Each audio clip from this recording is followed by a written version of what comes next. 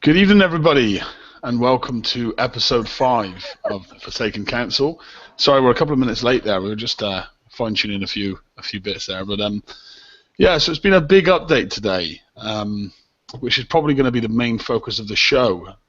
I know it's certainly something that's got the community all riled up. I know the forums are going absolutely mental. But yeah, it's a seriously big change to the game.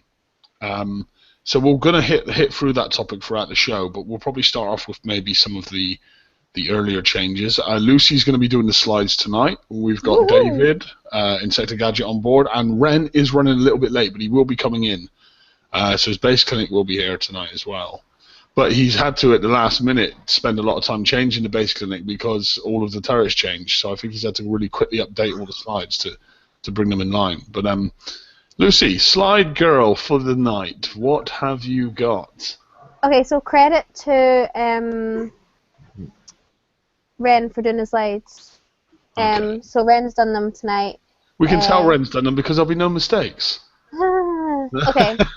Right. So you can talk. I'll just share. I've got the screen locked on you. So release notes. Turret rebalance. We have. I don't know if anyone's noticed about the turret. Do you think anyone's noticed the turret rebalance? I don't know. We have implemented some changes to certain turrets to improve their abilities. This will not affect the build time or cost to build these turrets. Okay. April Forsaken Arena Tournament. Join the battle this Friday at 9 AM PDT for a Forsaken tournament featuring skins, consumables, and a whole new format. That's something. Dun, dun, dun. I would be upset about that if I wasn't more upset about the turret changes. So the turret rebalance. We don't want to spend hours showing slides. So we Ren's tried to make a graph here. Ballista. Bypass before and after. Well, as you can see, none of these turrets had any bypass before. So I'm not even going to say before. So after, the ballista turret's now got a 74% bypass, which is significant. Let's just say you're running a fleet that has 80% ballistic defense. You now have 6% ballistic defense. So that's a big jump. A big jump in significance. Significance, the wrong word. I think you were looking for ridiculous. Mm-hmm. Maybe so. The Deadeye Ballista has been given a 20% bypass increase, but it's also been given a 1,010 damage increase. Now, does that have salvos, or is that just what? Is that just a flat increase? I don't know. Do you want me to check? Because it also now has a spread as well. I can see here, and a reload change there as well. Yeah. But yeah, I mean, I know any weapons that have salvos, they've now listed the salvos. That's another change they've done. So they've revised the way that the turrets are written out. The harpoon has taken a 48% ballistic damage buff. The javelin has taken a 74% ballistic damage bypass. Sorry, not ballistic damage, a bypass buff with a damage increase of 1,668. And the disruptor cannon has taken a 50% bypass increase. So how do you guys feel about the ballistic buffs? Mate, I feel the same way about all the turret buffs. I think it's a slap in the face. I think it's absolutely ridiculous. I think it's great for the lower levels, but basically what I'm looking at right now is thousands of dollars completely wiped out without even an explanation from Kixeye as to why they've done it. And to be honest, I'm pretty PO'd, mate. Mm-hmm. No, I know, and there's not just you that feels that way. I mean, many people were saying the same thing to me. I mean, I knew that the update had happened because my PMs just went through the roof. I was out at the time, but my PMs were just buzzing. I mean, it's tough. It's tough changes. Let's run through some more of the changes, and then we'll have a good discussion on this when we get to the end of it. So gargoyles have took a 15% bypass increase. Both of them. Now, as we all know, the maximum concussive defense stat can be increased by 15%, can it not, with the hydraulic system?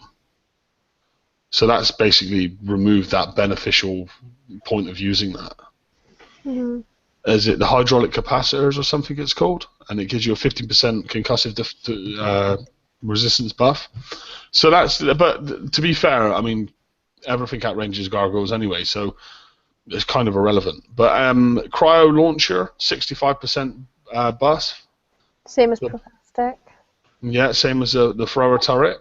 But Yeah. again, you know, the thrower turret can be outranged, so I'm not sure how much of an effect that really is. Mm-hmm. The basilisk has taken a 100% cryo damage bypass, and the draconian scattergun is also taken a 100% cryo bypass. Now, to be fair, we have no turrets, no holes, no weapons, no armors, no specials that give you any corrosive defense. So that buff is kind of irrelevant to everyone. What isn't relevant is the damage buff. I can't remember off the top of my head the exact stats, but I know that the basilisk before was about 3,500 for the entire weapon, was it not? I don't know. It wasn't all that high, but now it's something crazy like 13,000. So that's really jumped a lot. That's one weapon that's become ridiculous. I don't have the draconian scattergun, so I can't vouch for that. But that looks even more crazy. Mm-hmm. Next one, which I believe is some of the more popular ones. These ones here. Yeah, so what's interesting here is the arc missiles. No one's used arc missiles for, I don't know, I'd never used them.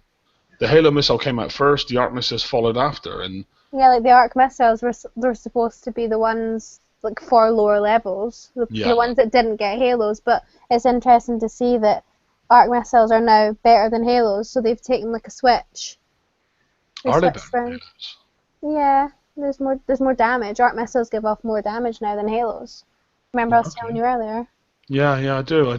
I haven't had a chance to look at that myself yet, but I'm looking at arc missile level 3. It does look pretty intense. Mm-hmm. I mean, the bypass on all of these down the board now is pretty intense. 100% on arc missile 1 and 2, 85% on arc missile 3, 100% on Halo, 100% on Brimstone, 100% on Executioner, 95% on Deadeye Executioner, 25% on Napalm, 100% on Vulture, Frostbite 40%, Cold Snap 95%, Meteor More 100%, Apocalypse More 100%. I mean, that's taken like,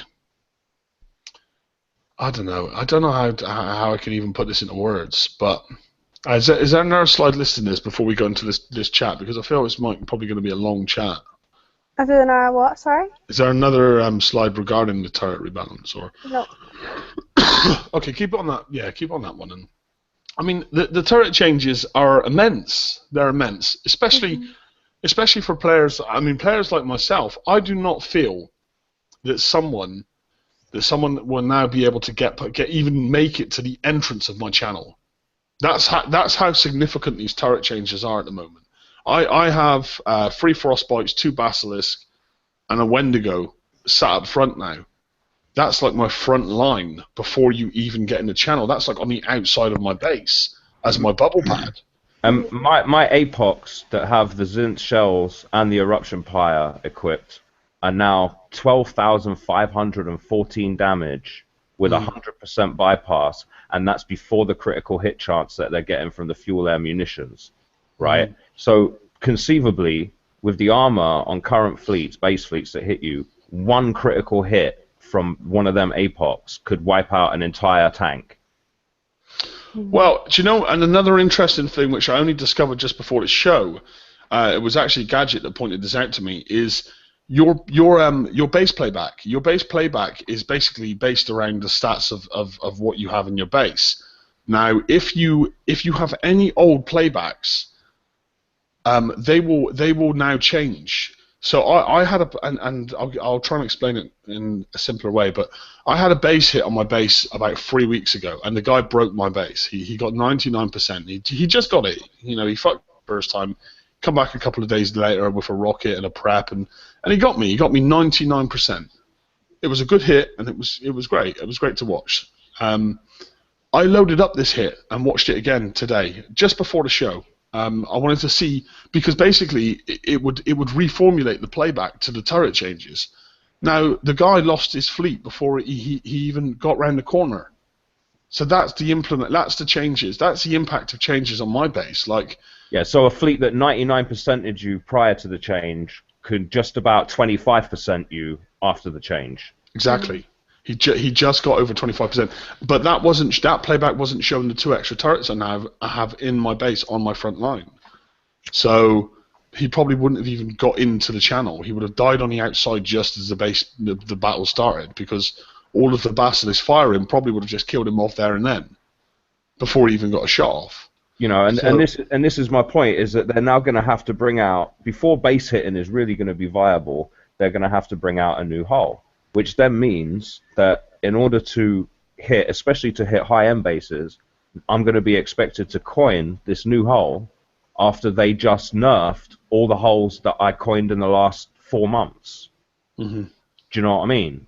And I that just leaves a bad taste in my mouth, mate. Well, it's fair to say, in my opinion, base hitting as we know it today base hitting was reset. It was reset to naught. They've wiped the slate, and we're now at a nothing point, a restart point, because every base hitting fleet you own is no longer viable unless you're hitting very, very, very, very, very bad bases. I think even clubbing baby seals is going to be a challenge at the moment. Yeah, if they have the right kind of turrets. If they've got their bases updated, then yeah. And I can tell you now, I will pull my guard tonight and just watch people die on my channel. I don't even need a guard in my base at the moment. So what does that mean? What does that mean for the game? I mean, if we're at a stage where bases have just become so powerful in a flick of a switch, I mean, where do we go from here? You know, what's coming? What hole could possibly be coming now? And then it's just, I guess what's frustrating for me, and it's frustrating for everyone, is that everything that everyone's built up until this point has just kind of took a back seat now and said, you know what, that's shit now. That's no longer a usable fleet. I mean, how do you feel, David? Without swearing. I mean, honestly, mate, I feel like every base fleet I have has just been made obsolete. Do you know what I mean? And I feel like if they're trying to reset things to 0, which is what it seems from the update, then why ain't I getting my gold back? Right? I mean, if you want to reset things to 0, fair play. Reset things to 0. Make the game nice and balanced. Give me a level 1 reset and refund all my gold, and I'll be a happy camper. Well, I mean, I wouldn't say that's Kick-size words as to reset to 0. That was my. No, I'm just saying that's how it appears, though. Mm-hmm. But you know, I know that Doom Rooster posted in the forums saying that siege battery would still work. So so turret defense as a stat would still work. All right, so the 50% from the siege battery. Okay, so I've got over 12,000 damage on my Apox. Your siege battery gives you 50%, so every hit is still doing over 6,000 damage to you. Good luck. Well, how many shells? Well, I think 4 comes out of the Apox. 4. So you can minus another 2,000 off that. I've got 7 Apox, Liam. I know, but it's dropping to 4,000 if you're running Punishers. Times 7. Mm-hmm. That's 28,000 damage. Mm-hmm. No, I fully agree, because basically, if you have to stop to kill anything in my base and them Apox start landing, you're dying really, really fast, man. Mm-hmm. And with turrets like Frostbite and Basilisk now outranging any weapon in the game. Exactly. And their damage being so high. I mean, basically, turrets now have bypass that exceeds any defense resistances you have on any of your fleets. I mean, 100% explosive bypass. That means that it doesn't matter what you've got on your fleet. It doesn't matter what you put on it. Even if you can somehow work out your way to get 99% explosive resistance, you're still going to have 0 explosive resistance in a base. Exactly. And the other thing that's really, I think, is really insulting is the fact that they make these broad sweeping changes and there's no explanation, right? There's absolutely no explanation telling us what the plan is. What is the purpose of you doing this? Why is it that you have just nerfed all my base fleets? You know, there's nothing. Right, and when you post on the forums, because I actually put up a post on the forums, and I was very careful how I worded it. There was no profanity in it. There was no pointing fingers, no nothing. It was just simply, you know, I wanted an explanation, right? And my post was locked and closed within 30 seconds of going up. I wasn't given any reason why it was locked and closed. I PM'd Laredo and I asked him, and he said he had no idea, he hadn't closed it. Do you know what I mean? Well, I think I'm the only person that's happy with these changes. Like, I don't. This kind of stuff doesn't affect me at all. I feel like it's really good. I don't have, the game started over for me again. I don't have to worry about building all the other stuff that's come out previously. I can now focus on stuff that's just about to come out. All I have to do is get my base up to date, get my turrets done. Not build any fleets for base hit, and just focus on fleets for weeklies, etc. I'll leave the base hit and fleets just now. Focus on getting my base up to date, and that's it. I'm happy with the changes. Do you know? But again, we're kind of two different. We're all different. Well, I think see that's a good point, because I think that the change that we've had today, like it benefits players that aren't up to date. That's one thing I've noticed here, that this change seriously benefits players that aren't up to date and players that aren't current. Definitely. Because they don't need to play catch up anymore. Nope. Yeah, it does. It definitely benefits them players. I mean, Lucy's in great standing now. Do you know what I mean? All those holes she's missed, all those fleets she hasn't built, she doesn't have to worry about building them now. She can just build the next toy. I mean, I don't want to be over complacent, but stuff has to be said. We have to call up on, you know, we can't just sit here and say, oh, this update's great. I mean, we generally have to look at this, you know, from a neutral perspective, but also we have to try and take this head on and handle it well. But at the end of the day, they can't just change. They can't just say, you know, regardless of the 6 fleets you've built in the last 4 months, fuck it, you know, they're done. That's not fair.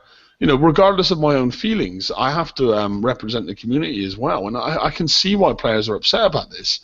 I mean, I will say that Kixeye, they do have my trust. I fully trust Kixeye at the moment, and the reason I do is because I've seen such significant changes in the last few months that I generally believe that I believe in my heart that they know what they're doing with the game right now, and I believe. Your heart? Yeah, honestly, in my heart, yeah, I do. I believe that there's people involved with the project now that know what they're doing. They want to make the game better. And they're going to make the game better. I think the problem here is... Yeah, but it seems to me like they've just alienated every single person that spends large amounts of coins and pays to keep their game alive, and they haven't even given an explanation why they've done it. So, I mean, it's kind of hard to have faith that someone who knows what they're doing is in control when they've just gone and stuck their middle finger up at their main revenue source. Can I make a point though? If they're planning to kind of make the game go back to, like, so we're starting the game again basically, if they're planning to do that and introduce new things, we're still going to get the problem of people playing catch up if they still keep build times, etc. the same. So there has to be a kind of, they're going to have to do more than just what they're doing just now.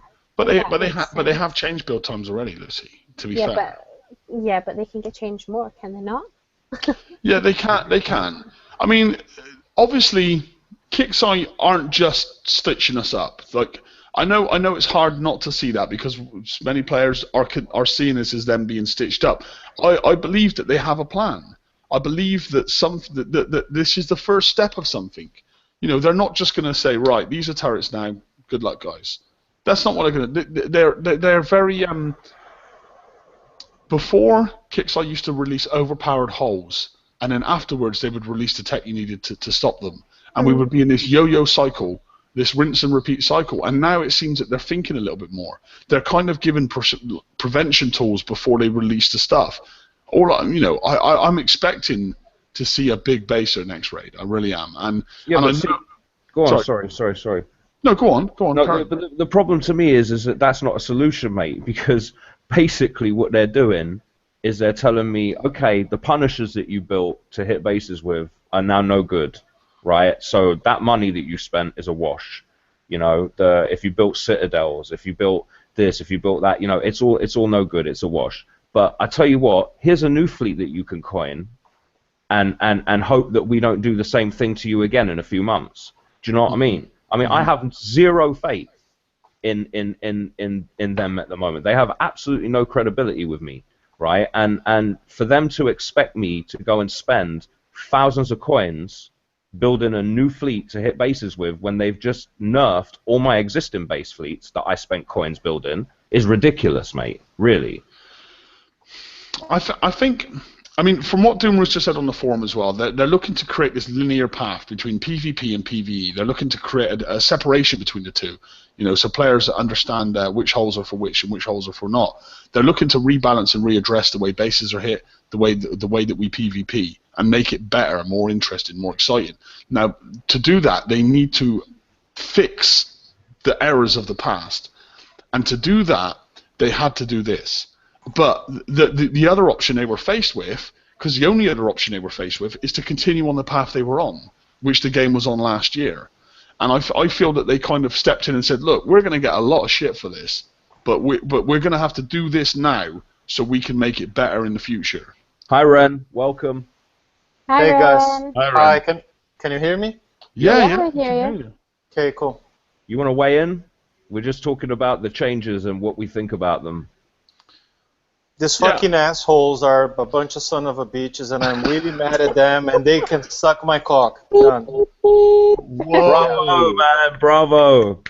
Wow. Ren. My beeps were too late. And you see, I thought about joining or not joining today because you know, I just had to get that out of my chest. I mean, these guys don't treat us as customers. They treat us as like drug addicts, right? They just trust that we're going to keep coming back for more, and they do the kind of thing out of the blues instead of like planning things properly and doing that in a more you know, in small steps. I mean, they could have done like give some turrets 20, 30, 50% bypass, and then release the holes, and then you know, release new turrets that then maybe would have 80, 90%, whatever. But do that in steps. I mean, don't do that kind of shit like that out of the blues. Nobody's expecting that. I mean, what, now I can delete 80% of my dock, put it all in the trash can, and just start all over again? Mm-hmm. It's stupid. Well, okay, there. I'm a bit speechless, Ren. I didn't know you had that in you. but no, I think you're also venting what many people are feeling. It's hard. It's very, very hard to try and justify their actions, and I'm not trying to justify their actions, but it's very hard for players to really see their direction when they won't speak about it. I know that they do have a plan. I don't know the details, but I know that this is the first step of something. But if they're going to do such a big change like this, then they need to be more public with it. Like Doom Rooster, and I'm not discrediting or saying anything disrespectful towards you, Doom, but you should have put a post up on the forum. You cannot just drop this update and say, here you go, guys. There should have been a full explanation for it, especially at a change of this scale. There should have been a post saying, I appreciate that this is a big change to you guys, but here's the reason why we're doing it. Now, I know you don't have to justify yourself to us, but in some sense you do, because we pay our money to pay your wages. So you do have to justify yourself a little bit to the people that are paying for the company to exist. You know, exactly. there should have been a post that explains to players why you have decided to do this. Because if players don't understand, then everyone's going to be going absolutely mental. You know, there's a lot of players that probably haven't even contemplated some of these stat changes yet, and when they do, it's going to get even worse. You know, prior to this show, we were sat down watching base hits, me, Lucy, and David, and Gadget, and it was miserable, Ren. It was woeful to watch. We were seeing players going into really bad bases with punishers and dying. It's just stupid. And by the way, it's not only that. I mean, we're looking at the side that now the turrets can pretty much insta-kill the best fleets. but I mean, a lot of people spend time and money building the scattergun turrets. Did you see what they've done with their damage? Mm-hmm. Yeah. I mean, the scattergun turrets, they had 6,000 damage on the Draconian scattergun. I think now it's like 1,800, 1,000. No. What are you talking about? They've gone up in damage. My Drax scattergun right now, it has 23,000 damage with 100% corrosive bypass. No, yeah, Ren, that's per shot. So Okay, because their update didn't say it was per shot. I just assumed that was the new total turret update. Okay. Yeah, my listed, scattergun's mean now, man. Even Basilisk has gone through the roof. They're 1,000 per shot now. 13,000 damage. Yeah. So that's per shot. The 1,000. Yeah. Okay. So even I have four. No, I have the Draconian scattergun and 3 or 4 Basilisk. Well, a couple of Basilisks put at your channel entrance, Ren, could probably kill most fleets anyway. 13,000 damage every 3 seconds. Of damage that they have no resistance to. And even if they did, it's 100% bypass anyway, so... Yeah, that was funny. Why put 100% bypass when there's no resistance, right? I mean, probably there will be, I guess. Yeah, but what's going to be the point? If they now bring out a special or an armor that provides corrosive resistance, who the hell's going to put it on their boat when everything corrosive in your base has 100% bypass? Oh no, but they're going to come with a special that's going to be bypass resistance, right? Well, I was just about to say that. I mean, what does the future hold then? I mean, are we going to be looking at hulls that have 2,000 siege deflection or built-in bypass resistance of 50% or something stupid like that? And I mean, then that's just going to take the math side of things through the bloody roof, trying to calculate, okay, if I put this resistance on, minus bypass, plus bypass resistance, minus siege deflection, you know what I mean? We're just going to be sat with a calculator before we even build a ship. You're going to need a degree in advanced mathematics to work out your resistances. Yeah, and that's only if it's working as intended. You know what I mean? Can I say something? I feel like you guys are sitting here and you're all saying this, and this, but again, as I said, I don't think it's all negative. Like, I really don't. And I know you guys have spent money, and I know there's people out there that spent loads of money getting the best fleets, like Insector and Liam and everyone else, but you've got to look at it from an all-round view.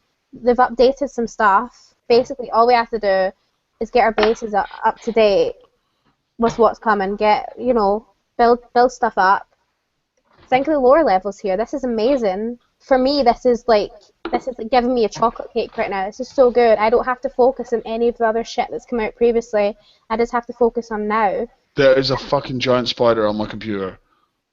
Jeez. So no, Lucy. I mean, you're right. Liam, do you want me to come deal with the spider or not? Yeah. No. Sorry. You'll deal with the spider. If he dies in the middle of the show, the spider. Can I just tell everyone that Liam is absolutely petrified of spiders, and I have to deal with them? I'll get it, all right. You just guys carry on. No, I was just gonna say, it's like it's not that I don't see where they want to get with that. It's not that I don't see that the older turrets could really have used some love, and what they did with the old turrets can be good and everything. It's just a drop in an update like that without any sort of transition, without any sort of good communication, and even like getting turrets like the APOC that was already very powerful and making it completely overpowered. So now I can, every base hitter you have is useless. It's no way to execute the change. I mean, fine, there's a plan and you can get to that plan. You just don't need to pull the asshole move. And I'll just say, it's in our terms of services. We can change whatever we want whenever we want. And you accepted the TOS when you started playing. So, too bad. I agree with what you're saying. I completely agree. And I understand why people are pissed, like, completely.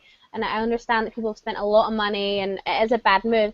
If Kickstarter maybe come out and give an explanation or a plan of what they're planning to do with the game, then maybe we can understand it a bit better and accept it a bit better. The way it was done was pretty shitty, obviously. It was just a post and that was it, and we had to deal with it. If there was an explanation there with a game plan, that would be brilliant. But again, look at it all round from all different player perspectives. Well, the thing is, Lucy, the problem is though, is that the update is great for little guys, but it's a slap in the face for the guys that actually keep the game running, right? Do you realise that if people like me and that coin a lot turn around and say we're not playing anymore because we're just not taking this treatment, that the game dies and you don't have a game to play. Of course, I get that. I really do get that. And it's reprehensible the way they do it, because basically what they've done is said, well, I'm taking your money and screw you, basically. Do you know what I mean? And not only that, but I don't even owe you an explanation. I'm keeping your money, and I don't even owe you an explanation. And that to me is just ridiculous, mate. It's criminal. If a business did that to you, if you bought something, say you bought a car, right? Say you bought a Ferrari and you paid for it, you brought it home, and you woke up in the morning and the dealership had come out and replaced it with a Mini Cooper, and you phoned them up and said, what the hell's going on? They said, fuck you, we don't owe you anything. Yeah. Do you think that would be legal? Do you know what I mean? It's ridiculous. It's morally reprehensible as far as I'm concerned. It is. I mean, it's morally reprehensible, but I mean, in the gaming industry, it's not illegal. That's the difference between the dealership and the gaming company. Their TOS shields them, and they can do that. Mm-hmm. It's just like, again, and their goals might be noble and great, you know, to rebalance the game. But again, it's what Gadget just said. It's just the way it's been done, and the way it has not been communicated in any way, shape, or form. It's just like treating you like crap. Mm-hmm. Yeah. Well, I mean, you could also. I'm honestly considering quitting the game at this point, to tell you the truth. You could honestly. I don't want to put any more money in it. You know, looking at the fact that they've basically just took every fleet that we've built, worked around, or designed for hitting bases, and they've basically said this fleet no longer works. You know, this fleet is now done. The fact that they've done that, I mean, it's just, I just don't feel that there's any real way to regardless of the change. I understand that, like you just said, Ren, that they want to rebalance the game. They want to rebalance the way we hit bases. That's fine. But to do that in the way that they've done it, where they've just basically said that everything you've invested money into is now obsolete, I feel is morally wrong. I don't know. I can definitely see your point of view as well, Lucy. But you have to bear in mind, for you, that you currently don't really have any basers. So it's actually, for you, it's probably awesome. It's an amazing, because now you're like, hey, I don't have to catch up. I don't have to build. I'm not going to get smashed anymore. And that's what I was going to say. Not only that, but your base is no longer a farm. What? Yeah. So you thought? Sorry, you thought my base was a farm? I did. Lucy, oh, harsh words. We knew your base was a farm. Yeah, that's a good thing for me and for all our little guys who. I mean, your base just got incredibly much more powerful, and you don't have any fleets that they've made obsolete. So your quid's in, really. The only thing I have an issue with is the fact this is going to go. I feel like this is going to go around in a cycle again. Yeah, they're trying to balance the game, but if they're just going to keep going by releasing hulls, like as I said previously, releasing this new hull, I have to then coin that hull to then make sure I keep up to date. Mm-hmm. So, well, the thing is now, if you want to hit bases, you're going to have to get whatever comes in the next raid, and the next raid after that will be another baser, and all of a sudden we're almost in that same cycle again. So, okay, instead of us just grilling them, do you have any positive suggestions? Right, you're Dave, you're Gadget, and you're stood in front of Kickside right now. You've got the guy at Kickside in front of you right now, and that wouldn't be a good idea. You can't use violence, and you can't swear. But I mean, what positive would you say to him? Yeah, I don't see anything positive to say about it. But the advice I give him is, for God's sake, release an explanation. Tell us what you are doing and why you are doing it. Don't have to give away any secrets, but explain yourselves, man. Like, if you're gonna obsolete all my stuff, tell me why. Mm-hmm. Mm-hmm.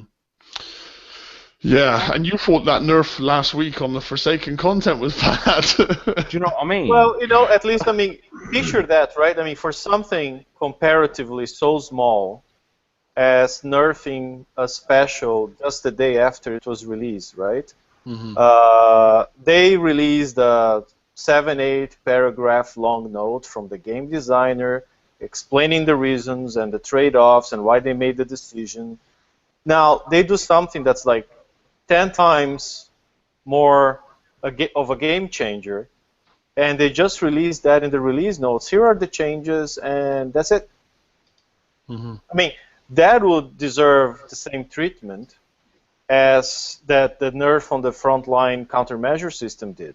Explain, right? I mean, what's the upside for me? Why should I take this, right, making all my fleets obsolete, and what's coming the next month that I'm going to find fun as a player.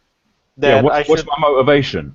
Why should I stick around to the game after you make most of my fleets useless? I mean, other than what I use for Forsaken Mission and what I use for now the uranium bases and mining bases, everything else pretty... Oh, my subs are probably still as good as, but I mean, FVF stuff, right? But everything else, I mean, that I could use to hit a player's base is crap. And why? Why should I be happy about it? What's coming that's going to make me happy about it, right? Yeah, I mean, what's coming other than something that may require more investment? And if Kixeye, let's just say if Kixeye have lost your faith as a player, then what would make you think, well, how I'm going to coin this next fleet? Because for all you know, they could just make that fleet obsolete. Yeah, at this point, absolutely nothing would make me feel comfortable coining another fleet, mate, because, you know, like you said, for all I know, they're going to do the same thing to me again.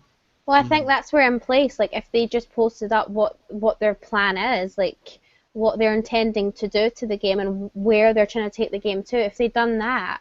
But see, for a massive change like this, they should have posted it up at least a couple of months before they even started it, because, you know, they would have found, just from the feedback, what sort of a backlash it was going to cause, rather than just dropping it on us. They're just trying to I just think they're just trying to balance the game out, because there's such a big divide just now between like lowers and coiners and non-coiners and all the different hulls, and I think they're just trying to bring a balance back, but the way they've gone about it is a bit wrong. Yeah, it's fair enough trying to bring a balance back, I think, is a good thing.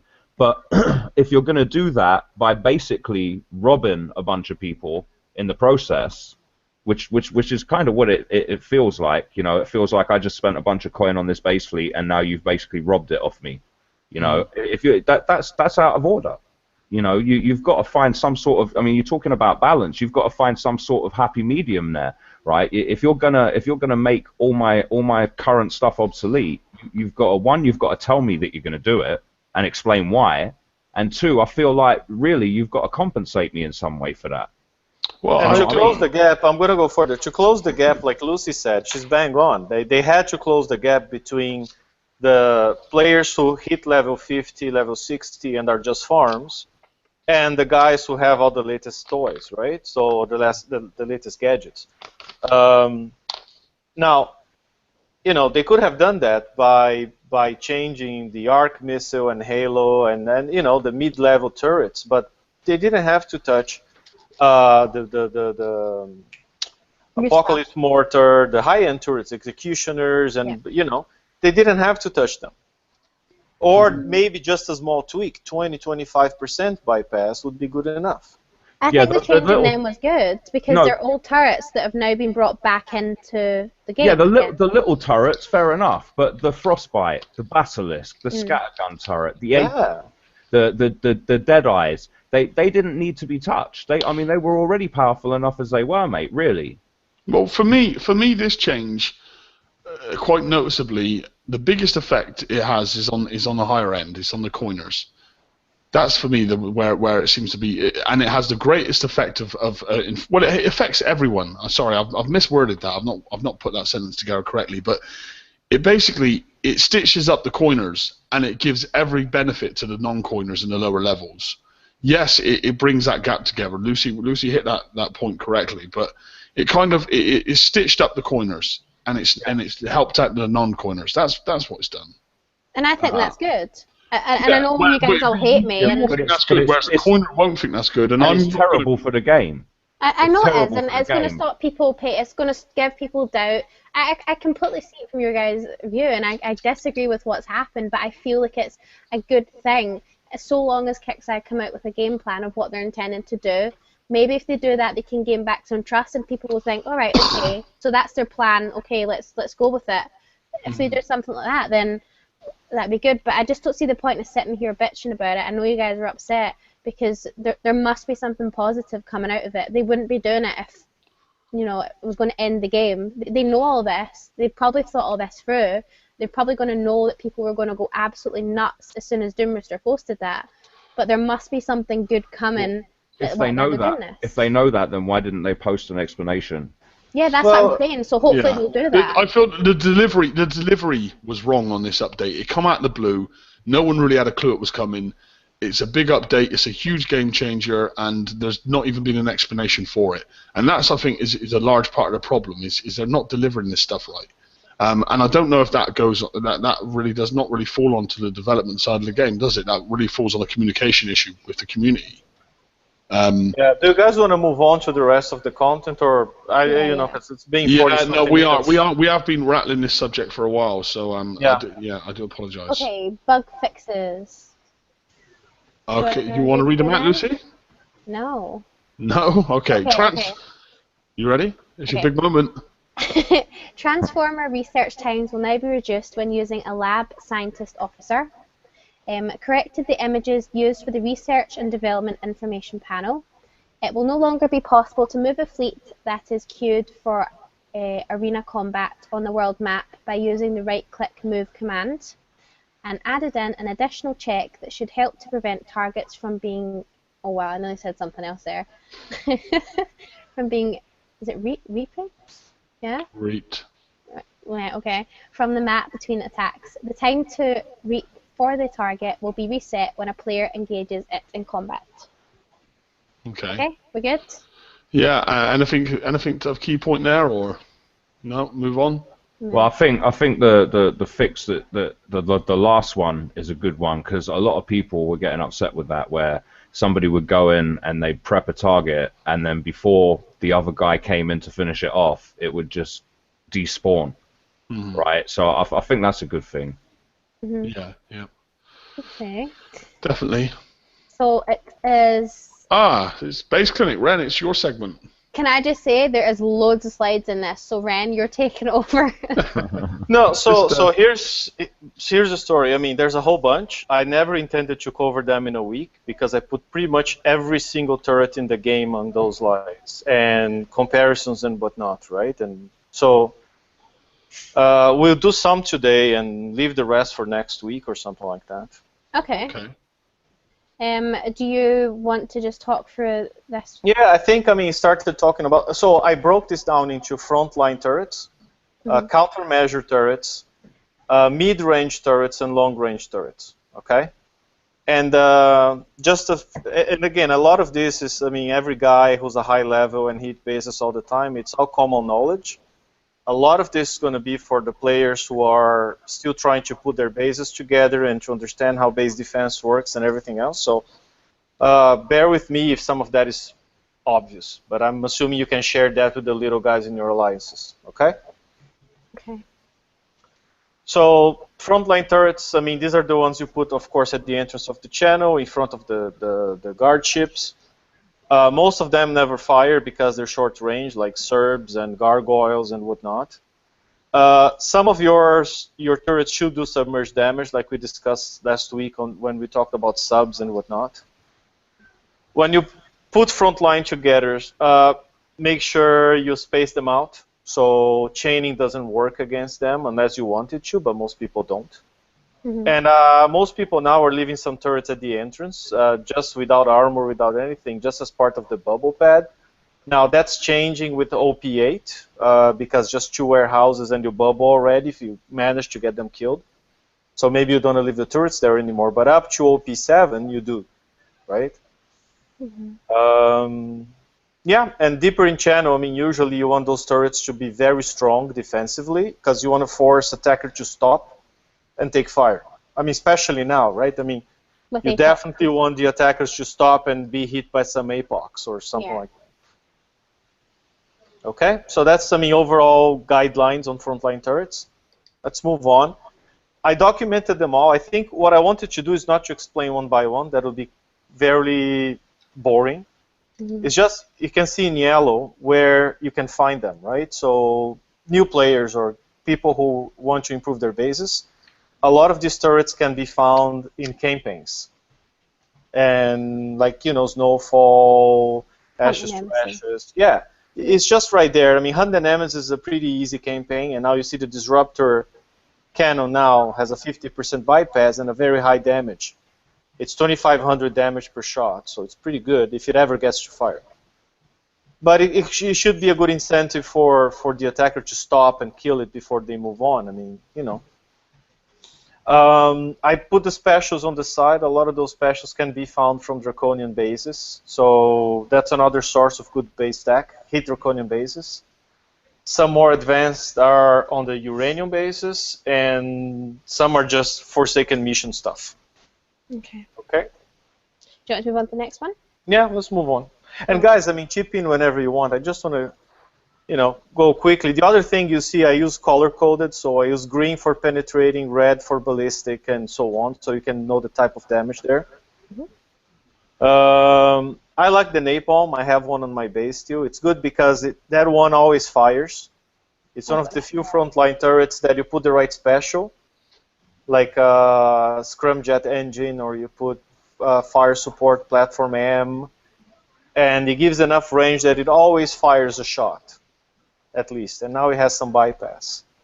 The Vulture, with the changes now, with 100% bypass, that turret does a huge amount of damage, but it's short range. So you got to put probably Scramjet engine on it to bring it up to 90-something range. Okay?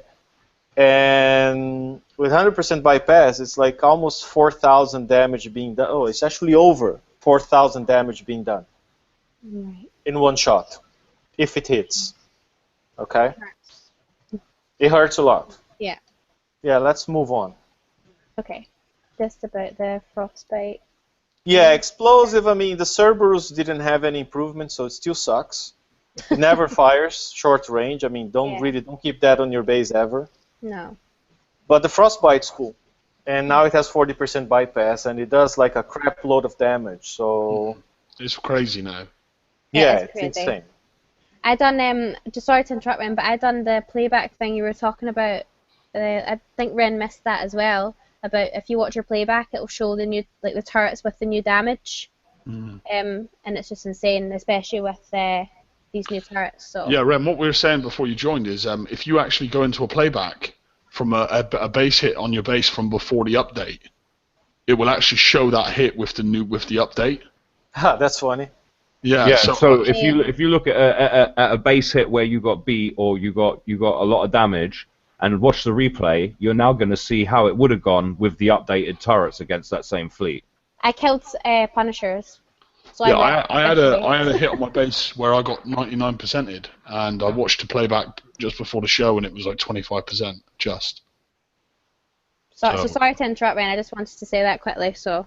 No, it's okay. And you know, like this is a turret. I mean, I didn't get it on raid because I had a cold snap, but now you look at it, it's 105 range. 12,000 damage and 40% bypass, so you know it's gonna do a crap load of damage there. If you got the turret, I mean absolutely build that one. If you don't, I mean the napalm's a poor man's alternative for Frontline that always fires. That's it. Let's move on. Okay. Oh, not to mention, I mean the frostbite. If you don't, you need either the cold snap or the frostbite to disable auras. Right, that's still important. So your Wendigos and whatnot can actually do damage. The two radioactive turrets, they got 65% bypass. So I never liked those launchers. I always thought they were very weak. I've seen them in turrets, the cryo turrets, and they're always weak. I don't like them. Maybe they'll be better now. The pyroclastic's really good. I mean, short ranged, but even before. Just before deflection, you never wanted to walk in range of that turret because it does damage. With 65% bypass now, it should be back to being a serious turret that people will stop to kill. Right now it's Forsaken Mission Tier 3, so a lot of players should be getting the turret now. It's one of my favorites. I don't know, what have you ever used or still use Pyroclastic? I've got one in my base currently, and that was in my playback. I've got it at the front. The only reason I moved it to the front was just because I was upgrading turrets and I just had to shuffle everything about. And I watched it today after the update, and it literally was awesome. The only thing that's against it is the range, but I'm going to get rid of it still anyway. Right. But I still do. I don't think Liam's got any. Do you have any, Liam? I don't. No, Liam's speaking. He's on mute. I think the spider got him. Liam, you're on mute. Sorry, no, I've actually muted it to take a drink. I didn't want you guys to hear me drinking, but no, I've got Basilisk and Frostbite stripped along his front row turrets. But I think that for people that don't have those kind of turrets that have the pyroclastic, like, I think that'd be good to put in. The only thing again is the range is pretty rubbish. Yeah, and I put those two in there because they are both on tier 3, so I put them together. I mean, if you don't have the Frostbite or the latest and greatest, combination of pyroclastic and gargoyle 2, it's a very good combo because one of them will take care of submarines and the other one does a lot of damage, and they are fairly fast to build and low power. Yeah. That's what I used to use as my front line, a combination of those two. Yeah.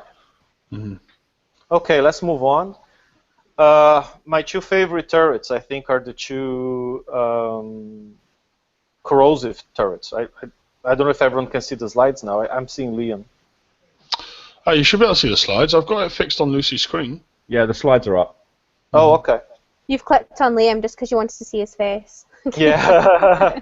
Well, I can understand that, Ren. I can completely understand. On this slide here, the scatter gun, I don't have that. Where was that? Was that in the raid or something? Or No, that was an elite Forsaken mission prize, fallback prize, but it was rotated out. So when was it last out? Because that looks amazing. It was just there for a month. Yeah, a little while ago. Right, okay. Just the damage looks awesome on it. It was before Liam started playing again because he hasn't got it. I haven't got that now. Oh, just like he hasn't got that coaxial turret either. Thanks. So yeah, I put the power there. I put the power wrong because I thought that was the total power and I was pissed about it. So that's per shot, which makes it awesome actually. Yeah. The total damage with the hydroxide coated special is 23,000. Yeah, okay, awesome. So, and by the way, you see on the corner there, I put a small sample of how I built the turret. Yeah, that's awesome. That's my little basilisk with a lot of armor and the special defensive and offensive and the offensive special. So, that's one that I have on my front line, and people have to stop to kill it, right? And it always fires because it outranges everything else. Mm-hmm. Okay? Okay. Let's move on. Yeah. So Frontline, I mean, I still think even after the changes today that my favorite are still the Frostbite and the Scatterguns. Yeah. The Gargoyle 2 and the Pyroclastic would be my next choices. And if nothing else, I mean, I still remember when the Napalm came out, if you were able to line up a whole bunch of them and they all fire together, it would do a lot of damage with the radioactive damage over time. Mm-hmm. But I mean, I see bases sometimes where people have no front lines at all, like a small screenshot in there, and that works. I mean, you put all the firepower on backline turrets, and you trust on your guard to kill things, right? Mm-hmm. I don't know what you guys do on your front line. Do you have turrets? Don't you have turrets? I have turrets. My front line are all Basilisk and Frostbites. Same, yeah. Yeah, I have kind of a mixture of stuff because again I'm switching around stuff in my base, so I've got like load of stuff. I'm not going to name them all because I've just quite a few. I've got like 5 turrets up front, so. Yeah, what I liked, I mean, I went crazy on the Basilisk because it was at the same time we had that time-limited campaign building tokens. Remember the 5-day, 7-day tokens? Mm-hmm. So I used them all to build to pretty much instantly build all my basilisks. That's how I got them all. I did that with the base parts when it came out for all my Frostbites and my basilisks, and I did them all for free basically. With 7 days you can do that. Ren, you put on the basilisk turret. You said the special you recommended was the hydroxide coated. Yeah. What would, because I've seen it in the comments there, what would you do for someone that doesn't have that, someone that hasn't won that from the missions? There is no special other than that for corrosive weapons. So that's it. would you say they're pretty useless then, and to build Gargoyle 2s instead? No, they're not useless. I mean, without that special, they already do a lot of damage. I mean, instead you can just put a defensive special, and you can put, you can mix lead panels because they give stun resistance and radioactive resistance plus a D5E. I mean, you could put that together and be all defensive for now. But even without the hydroxide coated whatever there, they still do a lot of damage. They're still worth it. And I think if we go back a few slides to the explosive where the frostbite is, I put the specials for frostbite as well. Yeah. And also the point is about this is even without the specials, it's still better than a gargoyle because... I will circle for people. I mean, a gargoyle isn't even going to fire. At least this thing's going to fire. Always. Right? And with the damage it has now, I mean, it's just... You know, it's going to get off a couple of shots, you know, and that's better than getting off no shots. Exactly. Okay, so let's go back forward. I have 3 more samples there. So I just wanted to show those 3 base pictures. The one on the left, you can see a few turrets right at the entrance, just as bubble pad. There. Yeah. There. For anyone that's blind like me. Yeah. There you go. And there. And then you actually see only 2 on the main channel that are buffed up with armor. And that's where you want the attacker to stop because it's already in range of your APOX and other stuff, right? The one at the center, that one's a very good base layout, and I know a lot of guys on PNLS use that layout. But the turrets are subject to chaining, right? The way they are laid down in there, you can easily chain UAV off of all those turrets, but then you're committed and you have to attack, otherwise you bubble the base, pretty much.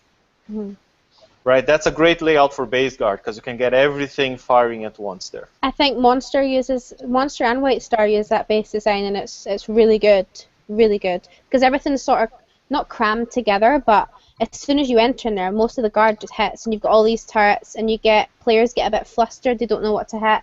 So yeah, the middle one's I think the best one there. I mean, you know, you're gonna have everything in the base firing at you at once, pretty much. Yeah. And then the one on the right, that's where I said, I mean, if you're gonna do a base with napalms, that layout can be helpful because you can put 3-4 napalms at the back right there at once, and you put your guards on the sides, and you can have everything firing at once there, right? Yeah. There's not a big bubble pad though on that. Well, all the warehouses are up front. I mean, that's where the bubble pad is, right? Yeah. Well, I was going to say about the bubble pad, Ren. I did my OP8, and I stuck 2 level 14 warehouses up front, and I left the rest of my bubble pad exactly how it was. And a guy hit me, and he killed all the stuff that was on my regular bubble pad and 1 warehouse, and I was at 25%. He killed the second warehouse, and I was nearly at 50%. So I think the 2 warehouses out front are a little bit more than you need. I actually pulled 1 back in and put it on my island and switched it for a level 13. Because, you know, if you've got 2 level 14s out there and your OP is at level 8, you're going to be nearly 50%ed before he even gets in your channel. Yeah, a lot of guys who started upgrading are finding the same, right? That if you upgrade too many warehouses and you can't keep them in your central island, anybody will be able to walk in, hit 3 warehouses level 14, and get 50% from you. And people who care about medals don't want that. I mean, I don't give a damn, but people who do will be losing medals if that happens. Okay, guys, I mean... Okay, let's do countermeasure, and then maybe we stop for this week, and we'll do mid-range and long-range turrets next week. Yeah, you still got 9 more, so I'd split it. Yeah, so countermeasure, I think, you know, the best practice that I see most guys do is to have them behind the ships, so nobody can use them for retargeting, chaining, and whatnot. And usually they're not alone, right? People combine flex and coaxial turrets with countermeasure ships or some hails and phalanxes on their ships. Do you guys do that? Do you do a mix? I have three R15 Drac coaxials with R15 special on them in my base, and that's enough to shut down missiles on its own. So that's on your ships, you said, or on the turrets? No, Drac coaxials, mate. Turrets. Oh, okay, okay. The only thing, the downside of the Drac coaxials that I found, and it kind of frustrated me, is that they don't shoot down mortars. Yeah. So Citadel attacks, I mean, they just won't do crap. So you need some hails on the ships, or maybe use one of those new turrets from OPH to put a good old-fashioned bombard. Yeah, I got a couple of gammas in my base to stop the Citadels. Okay. That works. Yeah. You haven't seen my Citadels yet, Dave. They'll be coming for you. So let's move on, next one. And that's probably going to be the last one today. Next slide. Yeah, there you go. So these are the 4 countermeasure turrets, right? Mm-hmm. The one I like is the coaxial, the draconian coaxial turret. But if people don't have it, then it would be the normal coaxial, yeah? Yeah, it's a limited turret. I don't like the normal coaxial. No. And I'll tell you why. Because it's the only one that doesn't have splash. Right? I mean, in that sense, even the old flak gun, it's better than the draconian coaxial because it has a little bit of a splash, so every time it fires, you have, you know, tens, dozens of missiles coming at you. Better than the regular coaxial, you mean? Yeah, that one needs to kill them one by one, and that never happens. It gets overwhelmed very easily. What do you prefer, Liam? The draconian coaxial or the normal coaxial turret? What one do you prefer, Liam? That's a big right there. Lucy? Is that a tricky question? Yeah, as everyone knows, I don't have the draconian coaxial turret. It's the one turret I bloody want as well. And he is pissed about it. No, I'm not. I'm not. See, out of all these turrets here, I just remember when bombards were awesome, but I've never, like, flat guns I never bothered with. Well, I don't need countermeasure turrets anymore anyway. Is your base that good? It is now. I think everyone's base is. Yeah, do you know what I mean? Right now, nobody needs them, right? But honestly, let's say when rhinos came out and people were coming in with a whole bunch of them, I've seen bases with 3 flak guns, right, on level 3 turrets and 1 draconian coaxial. And people do that to manage base power because if you put too many draconian coaxial turrets, you're going to blow up your base power. Mm-hmm. But you mix them with flaks, and I've seen them shutting down 3 rhinos, 4 rhinos, no problem. I don't like flaks. I think they're ugly. Like they're ugly. Turrets have to be pretty, and flak guns aren't pretty. That's my opinion. Yeah, they're not. But they're very low power. I mean, look at that 224 power. It's nothing. You can have, you know, a few of them there, and you don't need to worry about power management in your base. Mm-hmm. But honestly, the one I don't recommend, it's the regular coaxial turret. It's there. You could build it, but the fact that it kills incoming shells one by one, it's so easy to overwhelm, and it's a very long build. It takes forever to build one. It doesn't work. Yeah, I've hit bases. I've hit bases with rhinos, and they've got like 5 or 6 of them in them, and it's like there's nothing there. Yeah, the flaks do much better. I mean, if you go up against 3-4 flaks, they will do much better than the coaxial turret. I think they should maybe think about releasing that the draconian coaxial turret again, because it only came out once, didn't it? No, it was out recently, but it was on a high level, time limited campaign. I got 5 of them because you could do mastery 5 times. Nice. But maybe in a raid, so that people like me can get it instead of you, because I'm using the normal coaxial and I don't really like it. So if there was an offer of that coming up. The only thing is the draconian coaxial it's limited, so you'd have to win it multiple times, right? If you want to build more than one. Unless they done what they done last raid, where you had to get with the tokens, you had to get the points, like say like 1 million points, so get 5 million points, you get 5 of them. Does that make sense? Mm-hmm. So I don't know. Okay, guys. I mean, we're past the hour, so we should probably stop here. Leave the rest for next week. Okay, I will turn off my screen share if I remember how to do it. So it's been a difficult week. It's a difficult day, and I know everyone is really, really frustrated right now. But I mean, I don't know. I still kind of feel that that it will make sense soon. You know, there'll be something that will make it all make sense, because I just don't feel that Kicks have completely lost their minds. I kind of feel that they do have a plan, and I know I've said that a few times tonight. I know that most people don't care about their plan, but I just feel that they've probably done this for a good purpose, and we will see the light of day of it. You know. You know what, mate?